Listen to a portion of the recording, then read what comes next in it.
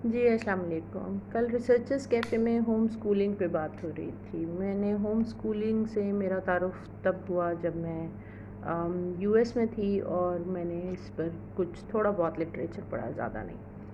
لیکن آئیڈیا مجھے پسند آیا اور پڑھے لکھے والدین اپنے بچوں کو خود سے ایجوکیٹ کرتے ہیں اور کچھ ایسے والدین کے گروپس بھی بنے ہوئے ہیں. اس میں کچھ پروفیشنل کریکولم پلانرز بھی بعض جگہوں پہ شامل ہیں، بعض جگہوں پہ شامل نہیں ہیں.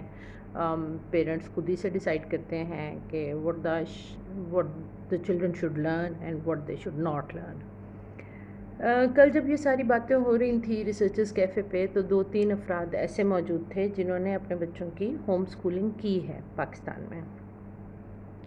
مجھے اچھا لگا کہ کچھ لوگوں نے ریفر کیا بڑے پرٹیننٹ لٹریچر کو، اور میں اس کو پڑھوں گی انشاءاللہ اور اس کو مزید سمجھنے کی کوشش کروں گی. میرے کنسرنز کچھ یہ ہیں کہ مجھے یہ لگتا ہے کہ home as a social institution, school as a social institution and other such places play their own part میرے خیال میں. اور میں اپنی زندگی سے، اپنے آس پاس بڑے ہونے والے لوگوں کی زندگی سے اگر دیکھوں تو اسکول ایک کمپلیٹ انوائرمنٹ کا نام ہے.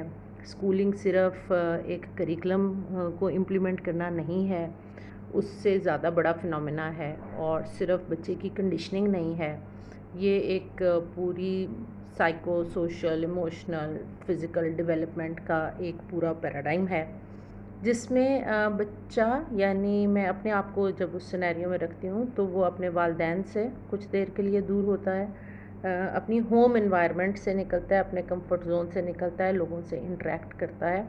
اس انٹریکشن میں سیکھتا ہے، صرف ٹیچرز سے نہیں سیکھتا، وہ اپنے پیئر گروپ سے بھی سیکھتا ہے. اور میں نے اپنی اسکولنگ کے دوران جو ایک اور ایلیمنٹ ہے وہ یہ ہے کہ میں نے صرف سیکھا نہیں ہے، میں نے سکھایا بھی ہے.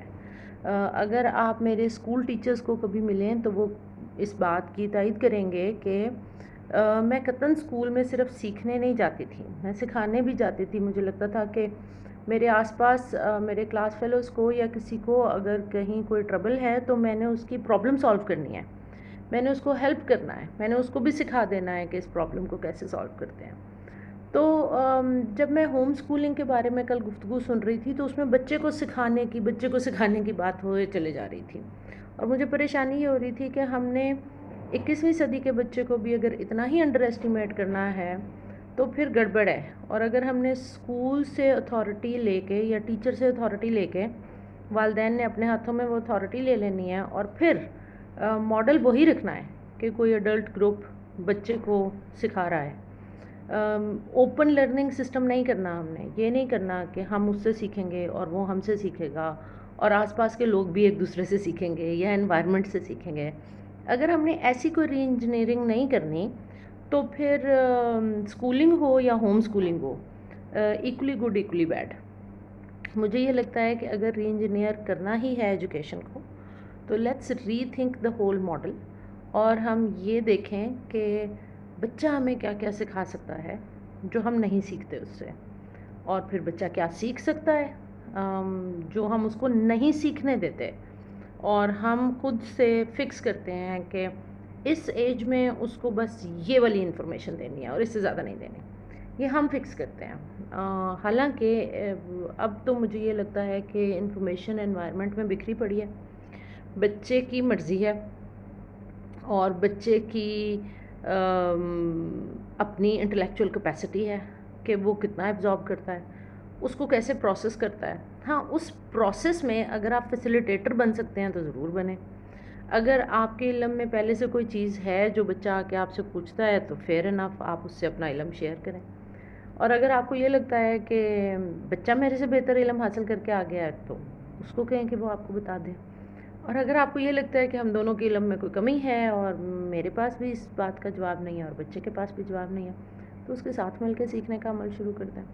لیکن یہ فکس کر دینا پھر سے کہ میری کیا انٹینشن سے میں اپنے بچے کو اس طرح سے ڈھالنا چاہتا ہوں تو سوری، پھر مجھے لگتا ہے کہ آپ نے بچے کو اسکول سے اٹھا کے ہوم اسکولنگ میں ڈال کے کوئی بڑا فرق نہیں پیدا کرنا.